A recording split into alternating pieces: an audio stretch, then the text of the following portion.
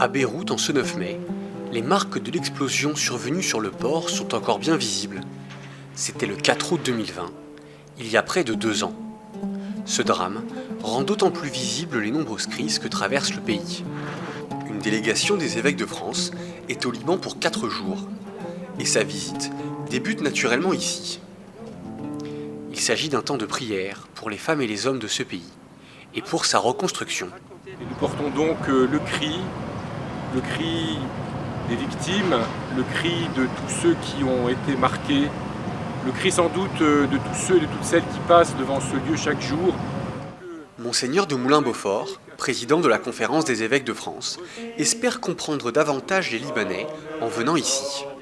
Ce que je ressens, c'est une sorte d'effroi, je dois dire, qui habite ma chair, quand on voit ce que c'est, quelles sont les conséquences encore visibles 2 ans après de cette explosion. On imagine ce que ça a pu représenter. Si nous voulons parler de fraternité, si nous voulons peut-être encourager les Libanais dans l'espoir, voire dans l'espérance, eh bien, il faut que nous prenions dans notre chair quelque chose de ce qu'ils vivent, de ce qu'ils supportent.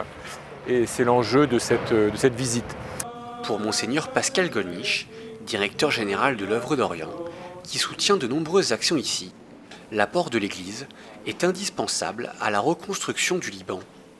On sait qu'il y a une crise économique, une crise financière, j'allais dire une crise sécuritaire aussi, une crise politique, mais plus profondément une crise de confiance, et finalement une crise spirituelle. Quelle est la valeur de la personne au Liban? Quelle est la valeur de la paix au Liban? Quelles sont les perspectives de ce que nous, en France, nous appelons le vivre ensemble? À côté des gravats, il y a les Libanais. Aujourd'hui, 80% d'entre eux vivent sous le seuil de pauvreté. Ils survivent grâce à l'investissement d'hommes et de femmes, comme le père Anitok, au lendemain de l'explosion du 4 août, ce prêtre maronite de Beyrouth. Et quelques bénévoles ont commencé à préparer des repas pour les plus démunis à la cantine de Marie.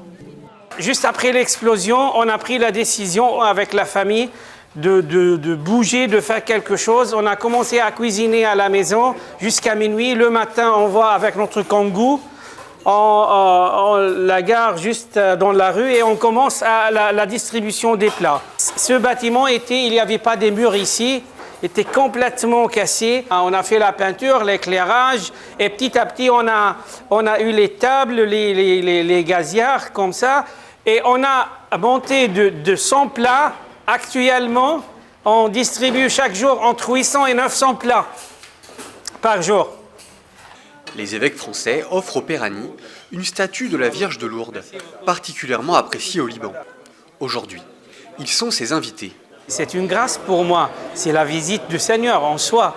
C'est un signe qui vient de la Providence pour continuer et que cette cantine, cette cuisine sera plus grande et pour qu'elle reçoive de plus en plus les diminués, les gens qui ont besoin vraiment de cet appui. Cette visite est aussi l'occasion de rencontrer les différentes églises d'Orient, qui sont au quotidien aux côtés de la population. Car à Beyrouth, les besoins les plus élémentaires sont un combat quotidien. L'hôpital des Sœurs du Rosaire, à quelques mètres du port, a été partiellement détruit par l'explosion. Il a été très vite reconstruit, notamment grâce aux dons de l'Œuvre d'Orient. Mais l'hôpital ne dispose aujourd'hui que de la moitié de ses capacités d'accueil initiales. Par exemple, on ne donne pas des médicaments aux patients qui n'ont pas bénéficié vraiment du médicament. C'est catastrophique dans les décisions éthiques des médecins et des hôpitaux. Les évêques profitent de cette visite pour écouter les difficultés du personnel. Entre un système de protection sociale insuffisant, le manque de médicaments et l'exode des personnels soignants, les difficultés se multiplient. Monseigneur Brouvet organise déjà une aide aux hôpitaux depuis son diocèse de Nîmes. On peut faire comprendre la nécessité et même l'urgence à aider le Liban. Moi, par exemple, dans mon diocèse, je commence à essayer de trouver des médicaments et puis du matériel médical à envoyer au Liban. Créer des liens entre les diocèses et montrer aux Libanais qu'ils ne sont pas seuls est aussi un enjeu de ce voyage. Mais la sortie de la crise passera d'abord par les Libanais, et notamment par la formation de sa jeunesse.